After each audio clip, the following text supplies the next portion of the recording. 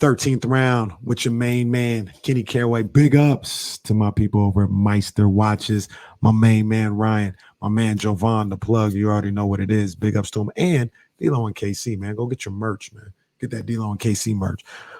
Shakur Stevenson. He was all set and ready to go for his fight tomorrow night in his hometown of Newark, New Jersey, going up against Robinson Concession in a 12-round junior lightweight title fight where Stevenson was the holder of the WBC and the WBO junior lightweight titles. Well, it's a 130-pound limit, and Shakur came to the weights, to the scales this morning at 131.6.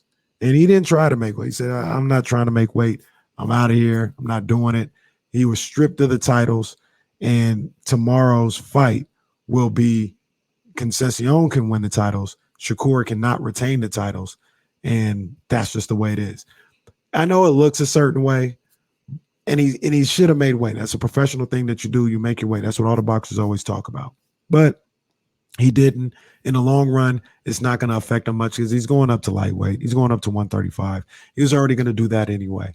And him losing the belts on the scales on 130, it's not a huge deal, but he's on his way up to 135, and that's where the big boys play right now. That's where you got your Devin Haney's. That's where you got your Tank Davises. That's where you got your Isaac Cruzes.